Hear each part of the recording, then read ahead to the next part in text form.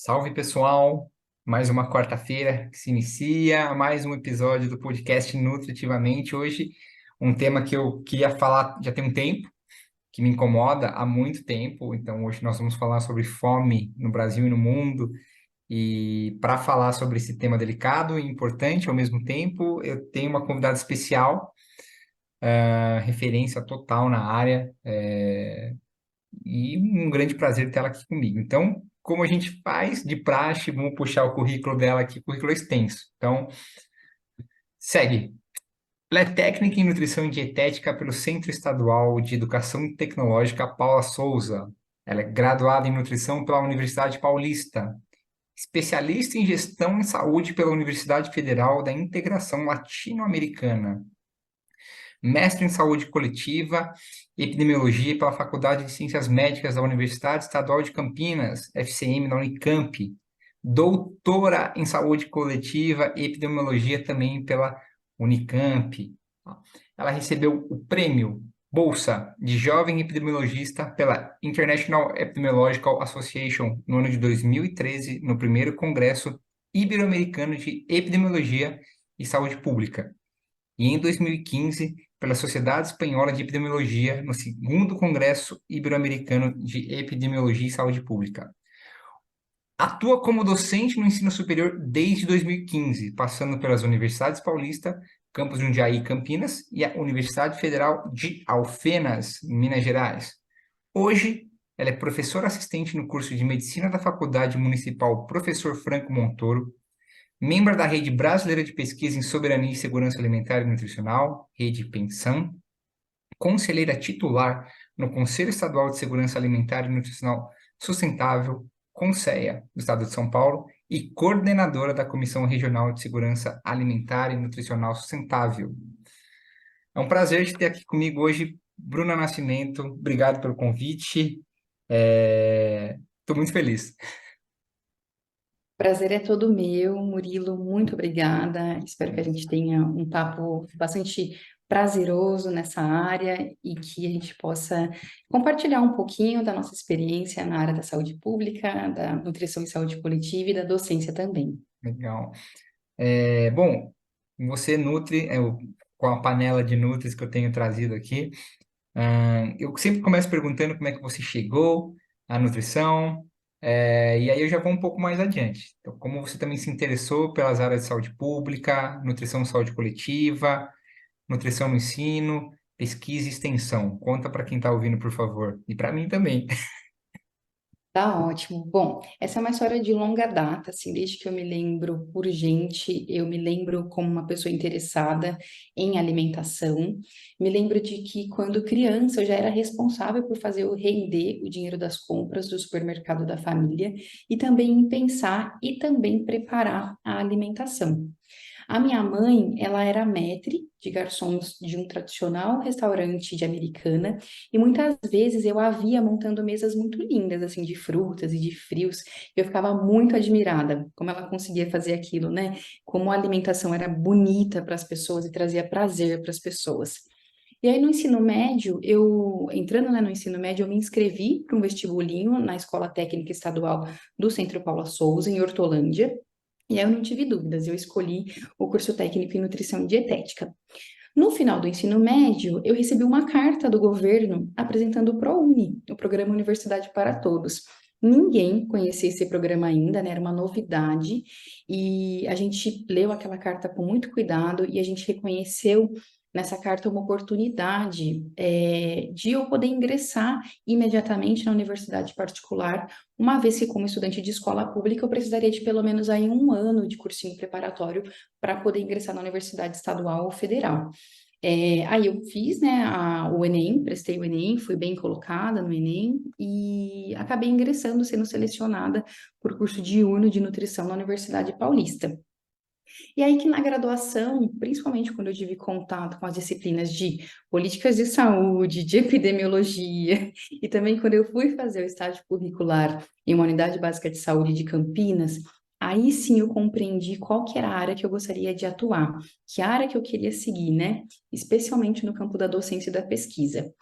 Em 2005, assim que eu entrei na graduação, eu comecei a estagiar no Departamento de Saúde Coletiva da Faculdade de Ciências Médicas da Unicamp, onde eu iniciei trabalhando com digitação de bancos de dados e também com supervisão de campo de pesquisas que eram desenvolvidas pelo Grupo de Nutrição e Segurança Alimentar, coordenado pela professora Ana Maria Segal Corrêa.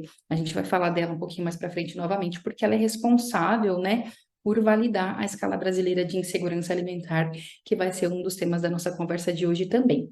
Então, Aí, nesse período, eu tive mesmo certeza de que eu queria seguir essa carreira acadêmica, decidi entrar no mestrado, depois no doutorado, e aí, para além de participar de todas as etapas das pesquisas que basearam tanto a minha dissertação quanto a minha tese na área da nutrição e da segurança alimentar e nutricional, eu também atuei como docente estagiária no programa de estágio docente e fui representante discente no conselho do departamento da faculdade. Como você falou, recebi 2 prêmios em 2 congressos importantes da área de saúde pública, 2 prêmios bolsas, né, que subsidiaram a minha ida para esses congressos na Espanha. Concomitante com o doutorado, eu iniciei minha carreira docente na área, em uma universidade particular. Eu assumi as disciplinas da área de saúde coletiva, todas elas. Também assumi a orientação do estágio supervisionado em saúde coletiva.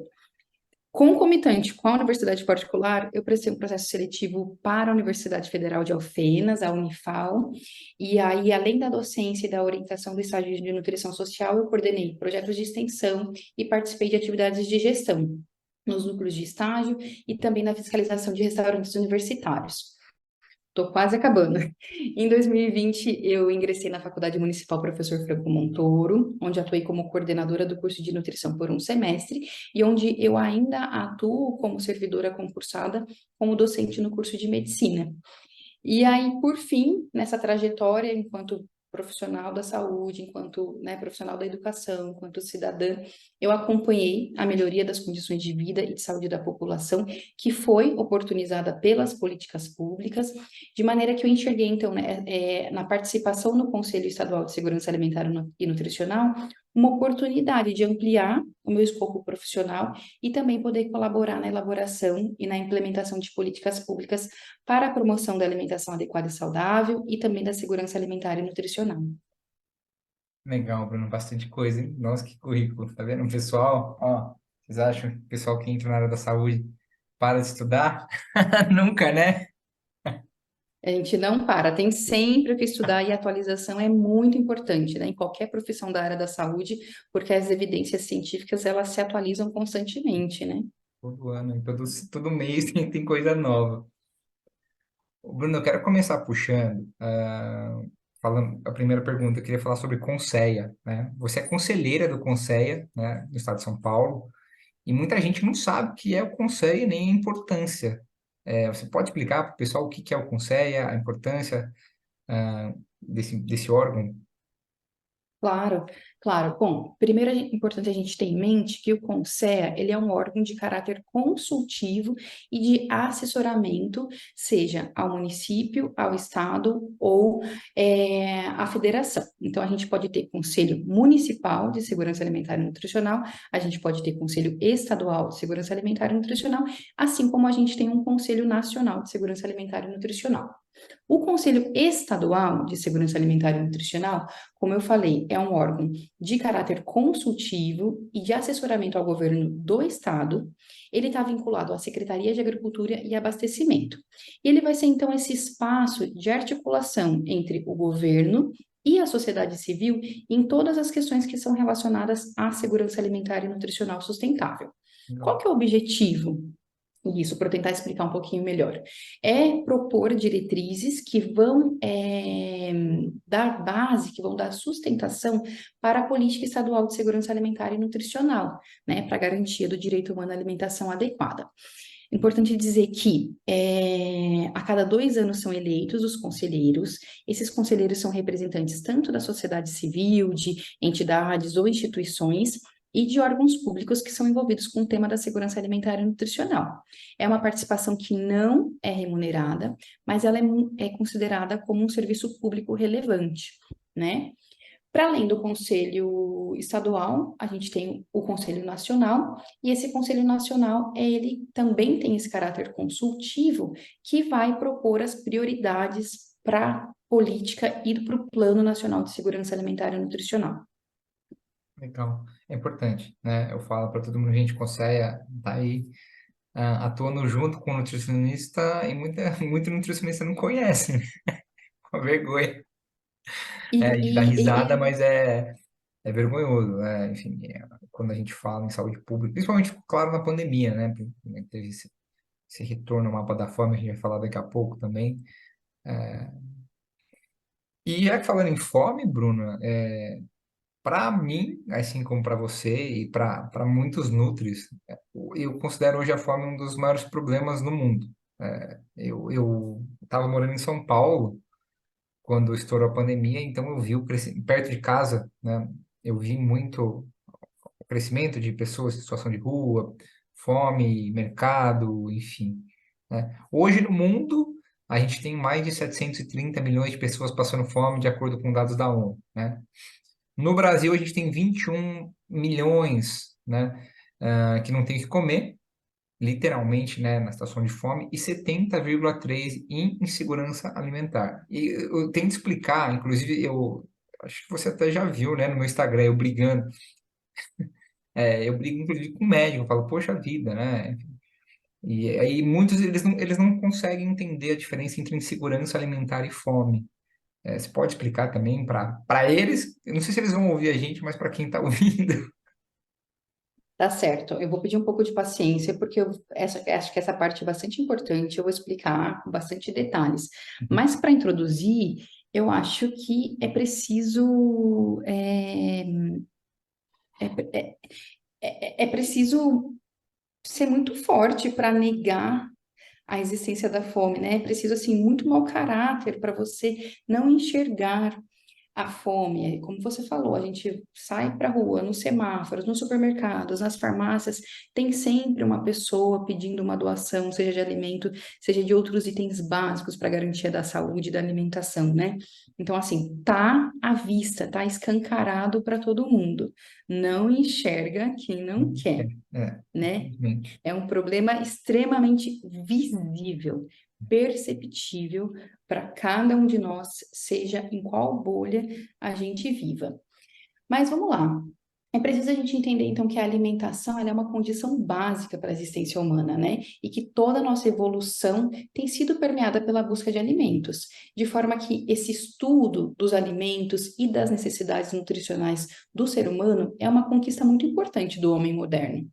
Mas a história da alimentação humana ela vai revelar que, mesmo no mundo com uma capacidade enorme de produção de alimentos, com reservas mundiais de alimentos suficientes para suprir as necessidades energéticas e nutricionais dos indivíduos, a fome ainda é um fenômeno que assola a sua população. Se a gente fizer uma busca bem rápida no dicionário, a gente vai encontrar pelo menos 4 definições para fome. A gente vai encontrar desde a sensação, desejo, necessidade de comer, passando pela carência alimentar, subalimentação, subnutrição, pela escassez e miséria e também pela necessidade ou desejo intenso, sofreguidão, avidez. O médico pernambucano Josué de Castro, ele foi um dos precursores do estudo sobre a fome no Brasil e no mundo também.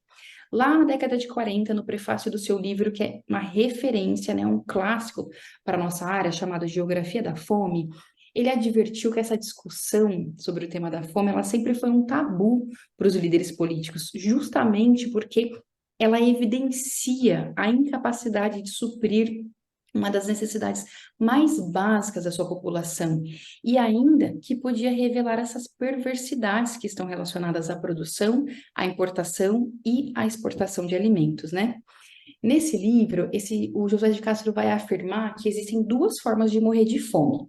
Abre aspas, não comer nada e definhar de maneira vertiginosa até o fim, ou comer de maneira inadequada e entrar em um regime de carências ou deficiências específicas, capaz de provocar um estado que também pode conduzir à morte. Mais grave ainda que a fome aguda e total, devido às suas repercussões sociais e econômicas, é o fenômeno da fome crônica ou parcial, que corrói silenciosamente inúmeras populações do mundo. Então é isso, a gente está vendo, a gente está negando e, de alguma forma, por conta, né, que se a gente afirma, se a gente enxerga esse fenômeno, de alguma forma a gente vai se sentir responsabilizado Sim. para atuar, né? E aí, se a gente não enxerga, se a gente não assume que ele existe, aí sim a gente pode se colocar no lugar de não fazer nada em relação a isso. Um outro ponto importante é que o pesquisador e professor Carlos Augusto Monteiro, uma outra referência na nossa área, né, da Faculdade de Saúde Pública da USP, ele observou que a fome é um problema que a definição é bastante difícil e controversa. E aí ele propôs duas formas de diferenciar e denominar a fome. Ele propõe a gente diferenciar a fome aguda da fome crônica. Para esse professor, a fome aguda, ela equivale àquela primeira definição do dicionário, que se refere a essa sensação imediata de apetite, dessa urgência da gente se alimentar. No entanto, a fome mais relevante para a nossa discussão aqui nesse momento é a fome crônica, ou seja, é aquela constante, permanente, que ocorre quando a nossa alimentação diária habitual, ela não fornece nem energia e nem nutrientes suficientes para a manutenção e para o funcionamento adequado do nosso organismo e também para o desempenho das nossas atividades cotidianas, né? E aí essa fome crônica ela vai poder ser repercutida de diversas maneiras, sendo que na saúde, fisiologicamente, ela vai se manifestar por desnutrição, uma desnutrição por deficiência energética crônica. Então a gente falou sobre fome. Agora, para a gente falar sobre insegurança alimentar, eu preciso falar primeiro para os ouvintes o que, que é a segurança alimentar e nutricional. Por Então, a favor. segurança alimentar e nutricional ela vai consistir na realização do direito de todos ao acesso, ouçam bem, regular e permanente a alimentos de qualidade, em quantidade suficiente, sem comprometer o acesso a outras necessidades essenciais, tendo como base práticas alimentares promotoras da saúde e que respeitem a diversidade cultural e, para além de tudo, sejam também ambiental, cultural, econômica e socialmente sustentáveis. Acho que só desse conceito a gente consegue ver a magnitude da segurança alimentar, né? O quanto ela é um conceito bastante amplo. Pensando nesse sentido, o que, que é a insegurança alimentar? Do ponto de vista do domicílio e também do indivíduo, a insegurança alimentar ela existe quando as pessoas não têm acesso físico, social, econômico adequado a quantidades suficientes de alimentos seguros e nutritivos para o adequado crescimento e desenvolvimento normal para uma vida ativa e saudável, né? E a insegurança alimentar vai incluir também o medo de faltar o alimento, né, no futuro próximo, e a impossibilidade de fazer escolhas, essa sensação de privação, da gente não saber se vai ter dinheiro suficiente para comprar comida, então esses também são componentes da insegurança alimentar. Eu tava lendo, uma, teve um, foi um concurso de crônicas sobre a fome, se não me engano, ano passado, né? E aí eu li algumas histórias, depois eu fiquei sabendo, eu tinha um texto para mandar, eu acabei não mandando. E aí você lê as crônicas, o pessoal, né, que não... Ah, hoje eu não vou de ônibus para o trabalho para economizar o dinheiro, para comprar comida, enfim. E, e aí o pessoal ainda insiste em, em não enxergar essa questão de insegurança, a questão de fome, né? Porque você falou semáforo, supermercado. Em São Paulo, né, é uma época que eu morei em São Paulo, eu não conseguia ir em nenhum lugar encontrar alguém pedindo alguma coisa. E aí a gente, coração mole e nutricionista, junta tudo e não tem como não, né, ajudar, enfim. É lamentável, é triste, é revoltado, é tudo ao mesmo tempo, é um mix de sensação, né? É mesmo um mix de sensação. Murilo, eu queria complementar essa resposta sobre a insegurança alimentar, Claro. dizendo que o Brasil ele é um dos países que para realizar o acompanhamento dos impactos das medidas e das políticas de alimentação e nutrição que foram implementadas a partir de 2003, ele dispôs de um instrumento de medida direta da insegurança alimentar. Que instrumento é esse? É a Escala Brasileira de Insegurança Alimentar, a EBIA, que foi validada pela pesquisadora Ana Maria Segal Corrêa e por outros pesquisadores de universidades e instituições de pesquisas brasileiras. Essa escala, ela se refere ao período dos últimos 3 meses, ao período anterior dos 3 meses, que visam identificar desde a preocupação de que a comida possa vir a faltar, até a experiência de passar um dia todo sem comer. E aí a gente tem um esquema de pontuação das perguntas dessa escala, de valores de referência, que vai considerar os domicílios onde residem só adultos e também os domicílios onde residem menores de 18 anos, né, as crianças e os adolescentes, que são considerados grupos vulneráveis. Nesse sentido, essa escala, ela vai classificar os domicílios em quatro diferentes níveis: em segurança alimentar, insegurança alimentar leve, insegurança alimentar moderada e insegurança alimentar grave. Estou dizendo isso porque repercutiu essa questão da gente ter voltado para o mapa da fome no ano passado. A gente teve uma pesquisa muito importante que trouxe números como os que você acabou de apresentar. Então, a gente consegue medir esse acesso aos alimentos e classificar nesses 4 níveis. Só para você ter uma noção, a insegurança alimentar grave, ela é a manifestação extrema, né? Ela é a manifestação da fome em si, onde naqueles lares que tem crianças, inclusive, elas não estão conseguindo fazer todas as refeições no dia. Elas estão pulando uma refeição ou ficando um dia inteiro sem comer. Pensa, se uma família não consegue garantir nem a alimentação das crianças, né? Porque numa estratégia familiar, normalmente os pais vão priorizar as crianças, os pais cuidadores priorizam as crianças. Se nem assim eles estão conseguindo garantir essa alimentação, é porque a situação é grave. Por isso, insegurança alimentar grave. Exato.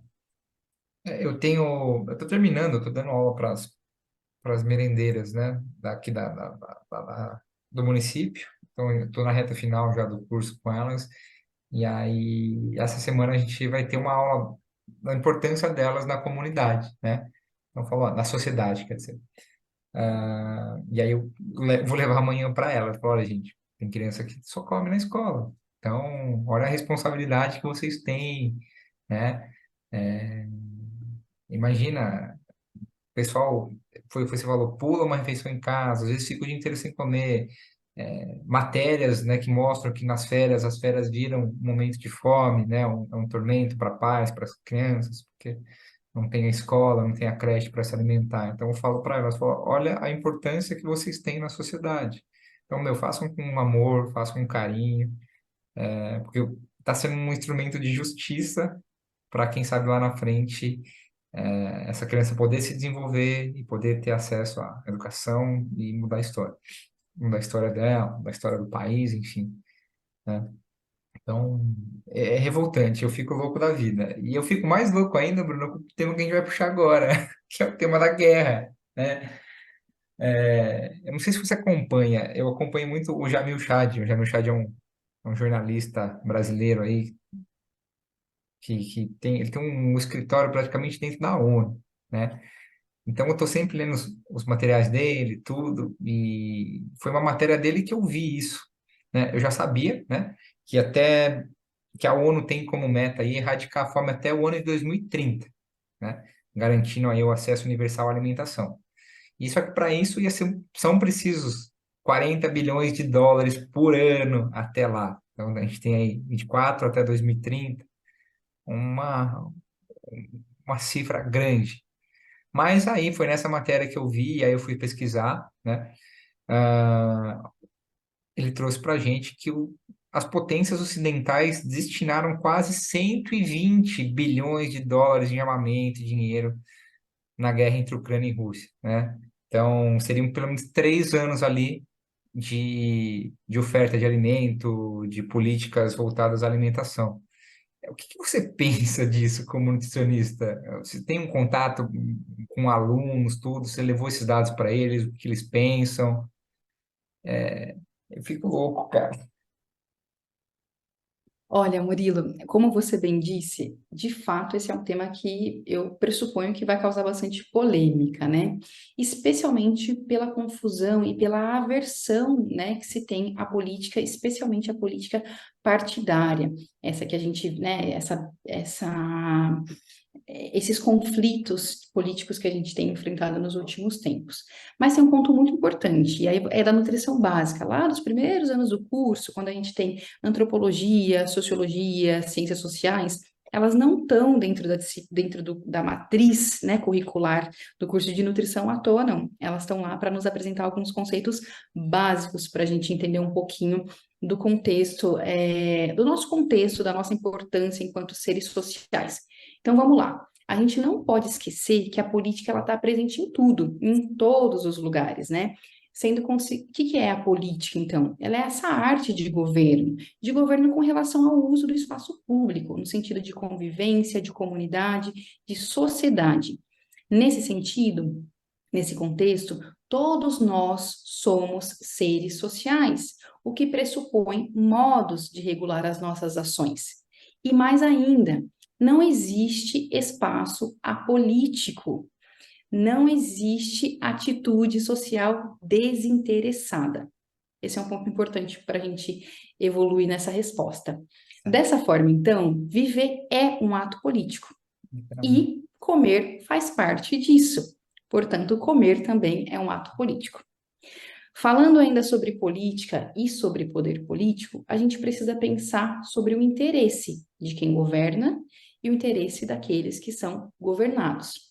Então, quando você faz essa introdução, me parece que esses dados, eles falam por si só, porque eles dizem respeito às prioridades dessas potências ocidentais.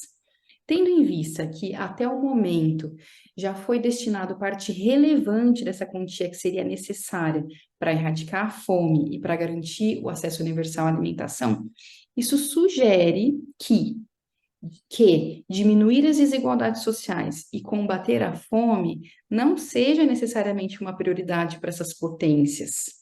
Então, eu deixo aqui a reflexão. Haveria algum interesse em manter essas pessoas em condições de desigualdades e de fome? Se sim, por quê? Aí eu deixo mesmo de reflexão para os nossos ouvintes. Pois eu penso como você. É legal a gente trazer essa provocação, né? Poxa vida, tá vendo, né? Qual é o interesse de manter o pessoal assim, né? Enfim, a gente pode pensar vamos pensar em Brasil, né? A gente vai falar mais ou menos disso daqui a pouco, né? Mas, o Brasil alimenta o mundo. Alimenta o mundo na página 2 monocultura, né? Desmata, é monocultura, exporta. Podia estar plantando comida aí para o povo, para todo mundo, tipo, tranquilo.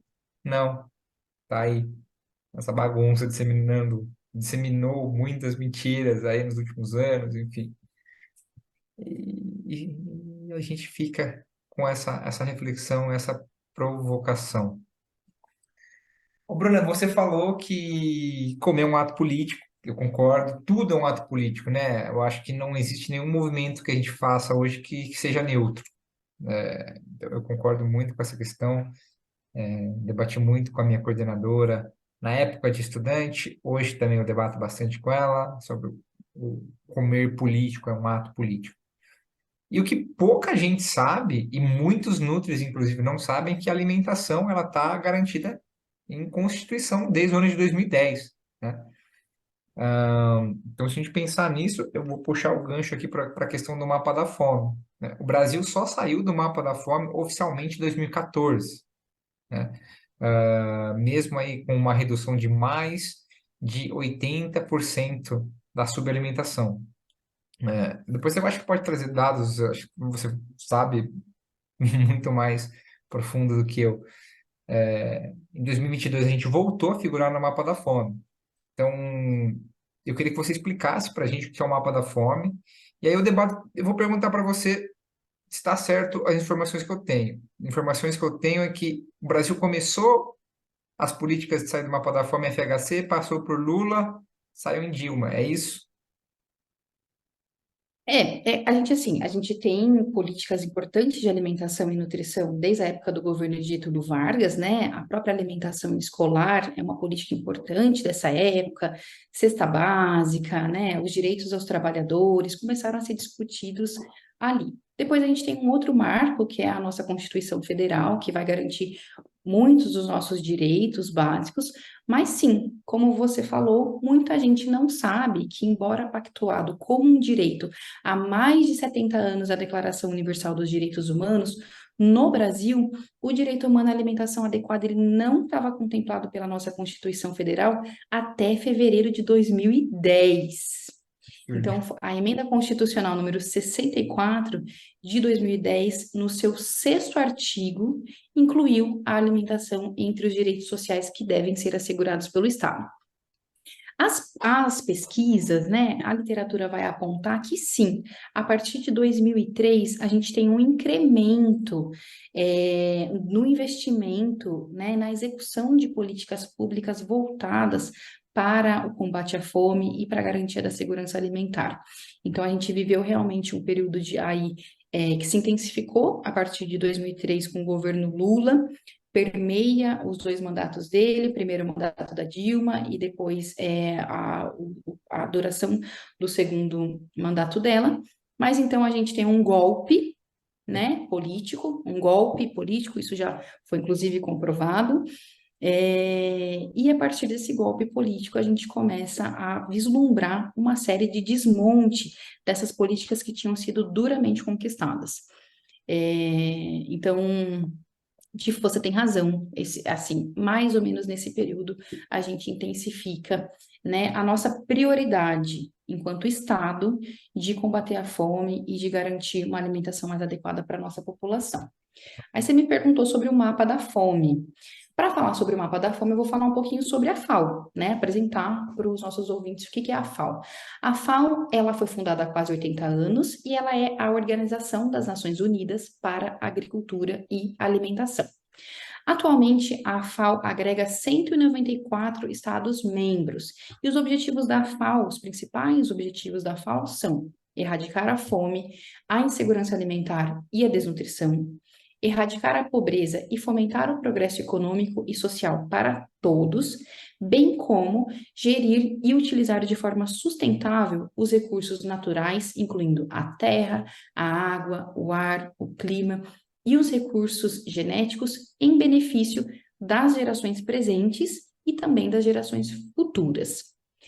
Desde 1990, a FAO tem monitorado a fome no mundo, utilizando como indicador a prevalência da subalimentação, ou, mais recentemente, do estado de insegurança alimentar.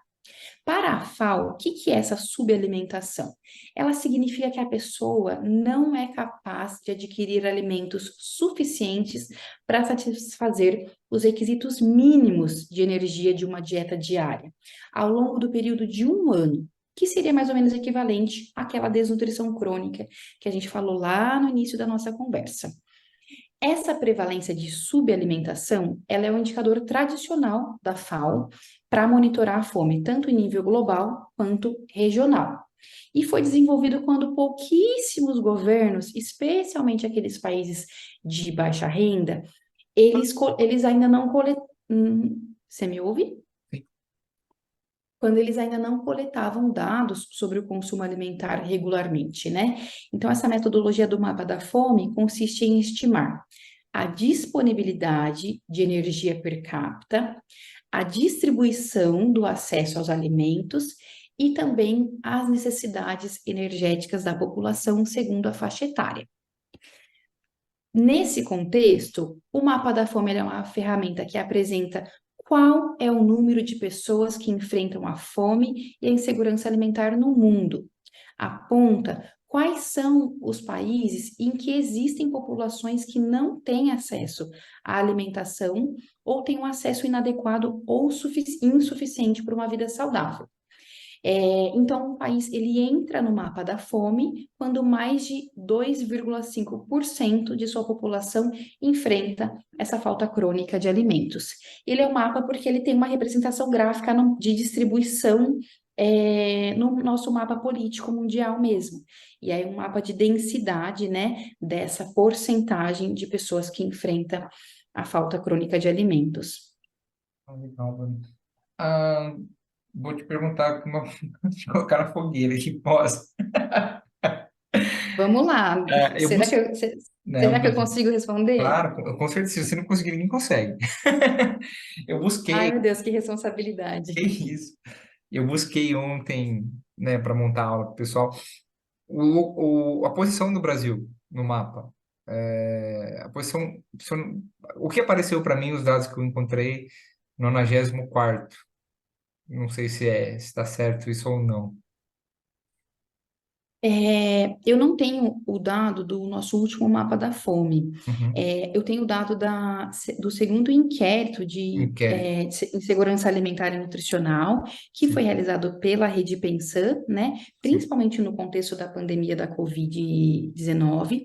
E esse inquérito, que tem representatividade da população brasileira, ele mostrou que quase 60% da nossa população vive em alguma condição de insegurança alimentar e que uma parcela significativa desses 60% estão vivendo em condição de insegurança alimentar grave, ou seja, não estão conseguindo comer todas as refeições, inclusive ficando um dia inteiro sem comer.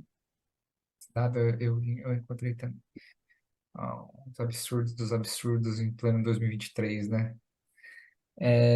E eu vou te puxar um gancho aqui, então. Eu tenho algumas teorias do que a gente poderia fazer para tirar o Brasil do mapa da fome, né? Para a gente começar a sair de novo. Na sua opinião, quais são esses caminhos para a gente sair? Fala para mim, vamos ver, vamos debater aqui as nossas ideias. Vamos conversar sim, fiquei curiosa para ouvir. Estando agora, né, nesse espaço do CONSEA, e estudando um pouquinho mais os determinantes da fome, eu vou dizer que é claro que ações mais imediatas e paliativas, tanto do poder público quanto da sociedade civil, são muito importantes quando a gente está falando em pessoas que estão passando fome, né? Você não pode deixar aquela pessoa que está lá no supermercado, está no semáforo, enfim, que está, né, em condição de moradia de rua, sem ter o que comer. Mas o mais importante é intervir diretamente nos determinantes estruturais da fome, que estão intrinsecamente relacionados às demais desigualdades. Então, a gente precisa falar sobre desigualdade regional, a gente precisa falar sobre área de moradia, a gente tem diferença entre quem mora na área urbana e quem mora na área rural. A gente precisa falar sobre classe econômica, e aí eu poderia falar aqui sobre a taxação das riquezas, não é Ah, mesmo? eu iria, A hein? gente, a gente precisa falar sobre racismo, racismo tanto quanto a etnia, a raça e a cor, mas quanto o racismo ambiental, porque a gente sabe que pessoas que, por exemplo, vivem em comunidades e que vivem em favelas, vivem em condições mais vulneráveis do que pessoas que vivem em outras, regiões da cidade, por exemplo, né? Então é isso, é sobre estrutura. A gente precisa mexer na estrutura, garantir de verdade condições, né, de vida para as pessoas, para que a gente possa pensar em sair de uma forma definitiva, né, desse mapa da fome, para que a gente possa, de maneira permanente, sistemática, se manter longe desse mapa da fome. Então, como a gente falou em uma das respostas das perguntas anteriores, é preciso um forte investimento econômico em políticas públicas, em políticas econômicas, em políticas sociais, assistenciais, sim, e também políticas agrícolas e ambientais.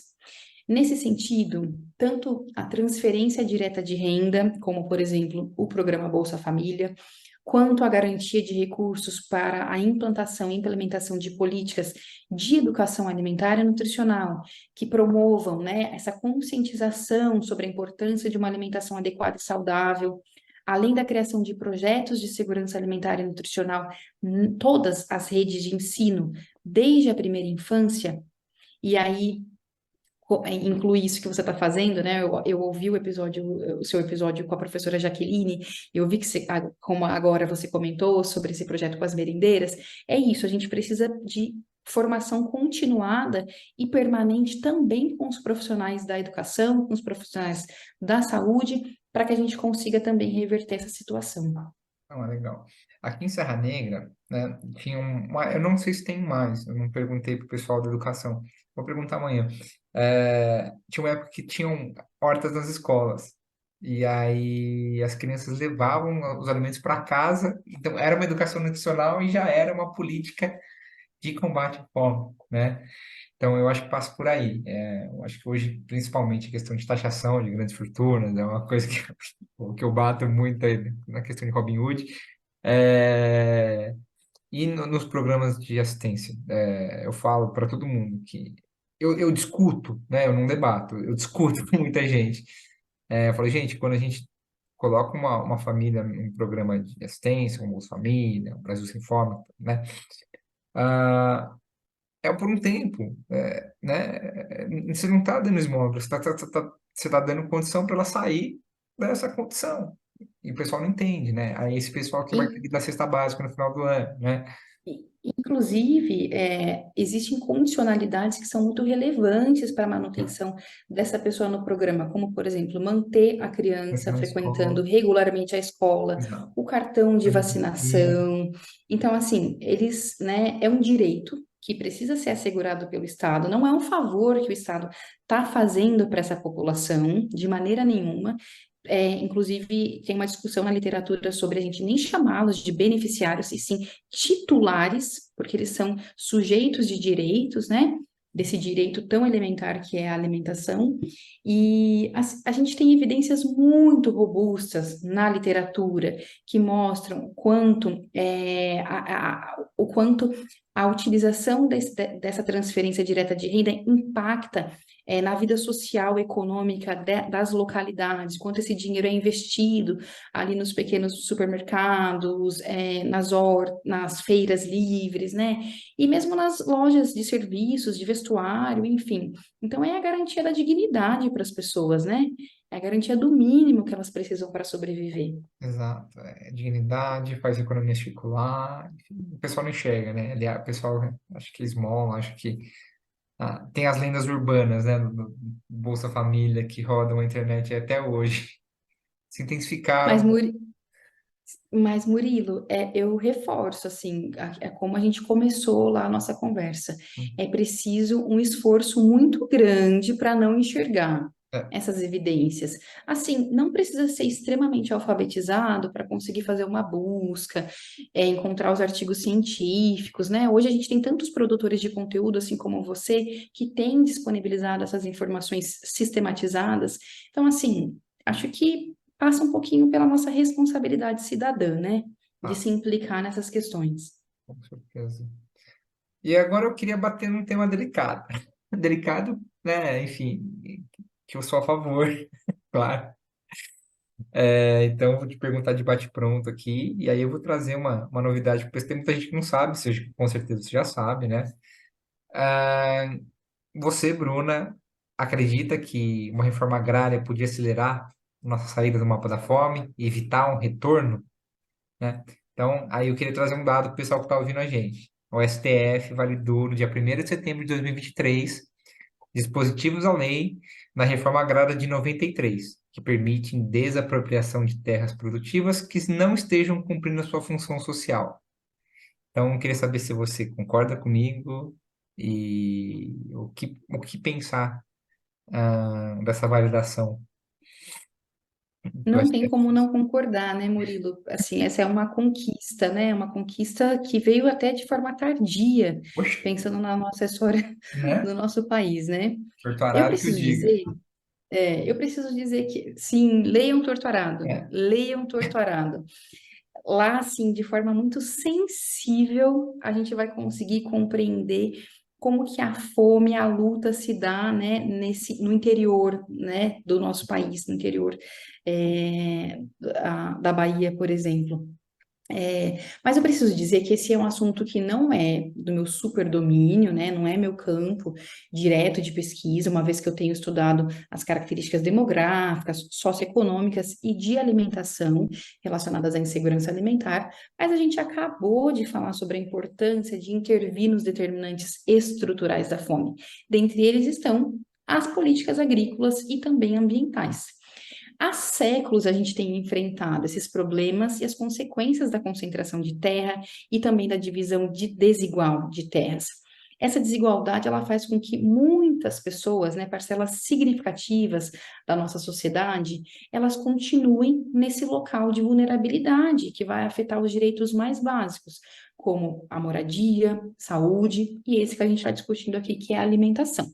Então, para responder a sua pergunta de forma mais objetiva, sim, os estudos têm demonstrado que a implementação dos assentamentos oriundos da reforma agrária, eles podem colaborar com a segurança alimentar e nutricional dos assentados e também da comunidade, claro que principalmente quando acompanhado de políticas públicas de crédito e também de assistência técnica para esses assentados, né? Sim. Nesse sentido, a organização cooperativa dos assentados, ela vai permitir a produção agroecológica e essa produção vai gerar uma renda e vai permitir essa manutenção do campo, que é tão importante para garantir a nossa alimentação, né? E aí, se a gente considerar que a agricultura familiar, ela é responsável por aí cerca de 80% dos alimentos que chegam à nossa mesa para consumo, a gente precisa, de forma urgente, viabilizar, priorizar, seja no campo, seja nas cidades, ou seja, inclusive nas periferias das cidades. Então, assim, acho que a gente precisa avançar. Foi um avanço, né, essa publicação, mas com certeza a gente ainda tem muito que avançar nesse campo. Eu falo, aí, como a gente tá falando o episódio inteiro que eu brigo, que eu discuto, é, a gente tá gravando aqui próximo, um período depois, né, dos eventos no Rio Grande do Sul, e a gente viu, né, quem foi ajudar o pessoal, quem foi levar comida para quem ficou desabrigado. Então foram a cozinha comunitária do MST, né, não foi o caminhão do Agrotec, do Agropop. Então, isso só corrobora o que a gente está falando aqui, né? Tá vendo? São eles que A colocam gente já, A gente já tinha visto um pouco disso quando, durante a pandemia, a gente pandemia. enfrentou as altas do preço do arroz, do feijão, por exemplo, que são alimentos básicos da alimentação do brasileiro, né? O quanto o MST foi muito importante para conseguir oferecer esses alimentos de qualidade para a nossa população a preços mais acessíveis do que aqueles que a gente encontrava nas grandes cadeias, né? Nos hipermercados, por exemplo. Orgânicos, né? Importante a gente reiterar isso, orgânico, Sim, né? sim. Sem agrotóxicos. Enfim, Bruno, a gente está chegando aqui na reta final, e eu queria te perguntar, você como docente, você tem muito mais contato com futuros nútrios do que eu. E então eu queria saber, na sua opinião, como é que cada nutricionista pode fazer sua parte no combate à fome. Eu acho que nutricionista que não fala de fome não é nutricionista. Desculpa quem está ouvindo, nutris que estão ouvindo não falam, meu, desculpa, se vocês não falam de fome, se não ficam comovidos, meu, vocês estão na profissão errada. Murilo, acho que a resposta a essa pergunta daria um episódio único, né? A gente poderia passar aqui horas falando sobre isso. Talvez eu não traga uma resposta super objetiva sobre isso, mas eu vou falar um pouquinho mais sobre isso que você está falando, sobre a importância da nossa formação enquanto futuro profissional, né? Então, eu vou iniciar dizendo sobre a importância básica do reconhecimento do direito humano à alimentação adequada como um direito civil elementar. Futuros nutricionistas e colegas nutricionistas, a alimentação e a nutrição adequadas, elas são nosso campo básico e comum de atuação, seja em qual área for. No fim, todos nós queremos e devemos ser agentes de promoção da saúde, né? Mas essa promoção ela precisa ser feita baseada em evidências científicas e precisa ser feita de forma ética, fazendo jus ao nosso juramento oficial. E aí eu fui resgatar nosso juramento oficial para lembrar aqui aqueles que podem ter esquecido ou aqueles que vão fazê-lo num futuro próximo. Nosso juramento diz: prometo que, ao exercer a profissão de nutricionista, o farei com dignidade e eficiência, valendo-me da ciência da nutrição em benefício da saúde da pessoa, sem discriminação de qualquer natureza. Prometo ainda que serei fiel aos princípios da moral e da ética. Falando em evidências, a gente teve uma publicação em 2019 de um robusto relatório na revista The Lancet, que é uma das principais revistas da área da saúde, da área da pesquisa no mundo, né? Esse relatório apontou que a obesidade, a desnutrição e as mudanças climáticas, elas representam 3 das mais graves ameaças à sobrevivência e à saúde humana. E por mais incrível que pareça, por mais que muitos de nós ainda não tenhamos parado para pensar nisso, elas representam uma sinergia, elas têm relação diretamente entre elas: obesidade, desnutrição e mudança climática. Dessa forma, então, a segurança alimentar e nutricional, ela é um determinante que atravessa o enfrentamento dessas ameaças. Ela vai ter um papel que é catalisador para todas essas ameaças. Aqui eu me pergunto, qual de nós não estamos trabalhando ou com a desnutrição, ou com a obesidade, ou com a má alimentação que está diretamente relacionada a essas mudanças climáticas e ao uso que a gente faz do meio ambiente, né? E aí eu quero trazer algumas reflexões. Nesse sentido, todo nutricionista, ele deve considerar que não somente os indivíduos são responsáveis pelas suas escolhas alimentares, mas também tem grande influência o ambiente em que essas pessoas estão inseridas. Nesse sentido, a indústria alimentícia tem investido cada vez mais no desenvolvimento de produtos que são atrativos, que têm uma alta palatabilidade e também um baixo preço, também conhecido como alimentos ultraprocessados. Quem não conhece ainda, sugiro fortemente que conheça o nosso guia alimentar para a população brasileira, que é a nossa diretriz oficial para alimentação adequada e saudável. E aí, a indústria está afirmando que essa é a nutrição do futuro. Mas basta a gente pensar, né? Qual que é esse futuro que ela está se referindo, né? Qual que é o custo-benefício que é ao a gente considerar a dimensão ambiental, né? Esses produtos, eles são produzidos com a base de matérias-primas que são muito baratas e estão diretamente relacionadas à degradação do meio ambiente. Por isso, nutricionistas, futuros nutricionistas, a gente precisa se questionar como os sistemas alimentares estão organizados. Qual que é o fluxo desse sistema? Desde a produção, a logística, o abastecimento, a comercialização. Parece que não tem nada a ver com a gente, mas vai chegar lá na nossa ponta, Vai. né? E aí, como que é o acesso físico e financeiro aos alimentos, né? Eles estão favorecendo escolhas alimentares mais nutricionalmente adequadas ou não? E por fim, a gente considerar que comer é um marcador social, né? Uma vez que a alimentação adequada ela não está acessível para todas as pessoas. Então, a gente pode ocupar nesse sentido todos os espaços de representatividade, seja na sociedade civil, seja no poder público, e, mais uma vez, potencializar o nosso papel de educador. Todo nutricionista é potencialmente um educador, né? E a gente pode fazer isso nas nossas diversas áreas de atuação. Eu falo para o pessoal, né? Eu acho que já tentei levar para algumas escolas um projeto de educação nutricional, começando ali de primeira série até terceiro colegial, né? Pensando não só em alimentação, mas comportamento, enfim, né? E aí é legal você falar da sinergia, porque a gente está gravando à noite, são 8h30 da noite, está 26 graus, né? É, é uma corda, vai puxando, vai puxando, vai puxando, e está tudo interligado mesmo, literalmente interligado. Então, E só não enxerga quem não quer, né, Bruna? Como a gente já falou algumas vezes aqui hoje. Mesmo o nutricionista que vai atuar como emagrecionista, como emagrecionista e como bodybuilding, Né? mesmo esse nutricionista, ele precisa entender da onde está vindo esse alimento para pensar em como ele vai prescrever esse alimento para o seu cliente, para o seu paciente, né? Então, assim, tem a ver com todos nós mesmo. Da onde vem esse whey com batata doce, esse peito de frango. É isso, né? Será que a gente está respeitando toda a nossa diversidade Jamais. alimentar e cultural, né? Será que Cultural, a gente está... As nossas tradições. ah, é Será que está super. sendo prazeroso?